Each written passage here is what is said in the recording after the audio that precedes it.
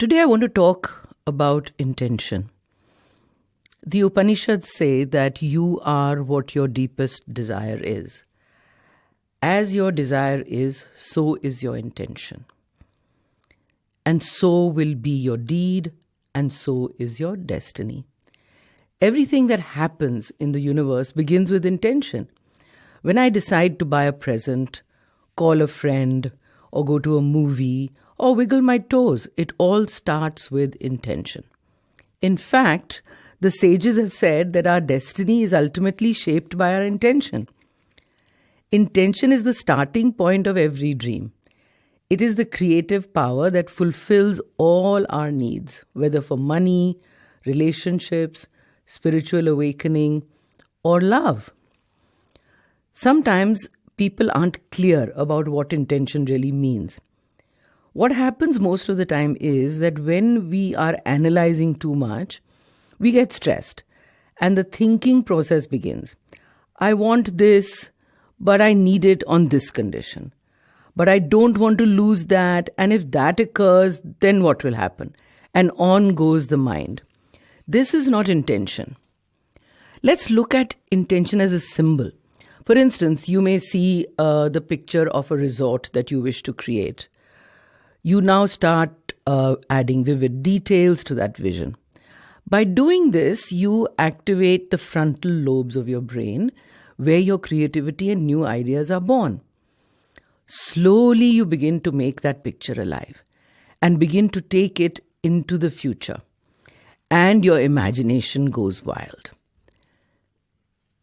The amazing part of this exercise is that the brain does not know the difference between the present and the future.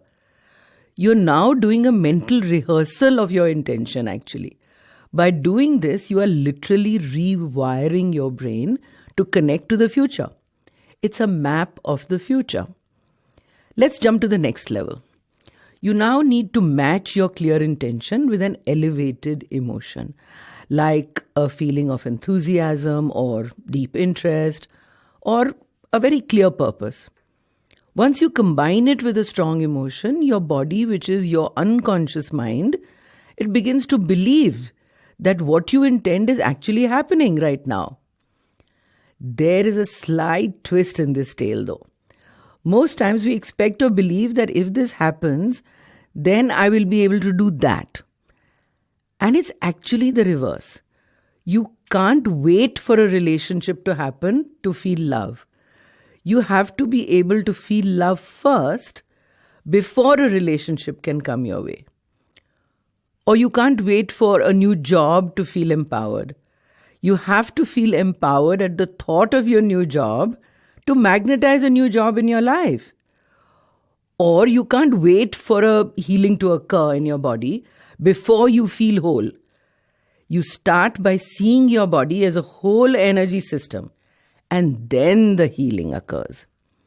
This is not the old model of cause and effect the way we used to think. That's the old paradigm. And that has been turned on its head. This is the quantum model, where you are going to need to change how you think and feel for an effect to happen. In order for an experience to become reality, you need to feel an emotion of it happening first.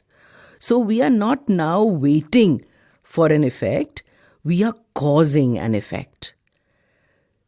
Your personality is made up of how you think and how you feel and how you behave. If you want a new personality, you would have to change the past behaviors, habits, and thoughts that have created the old person.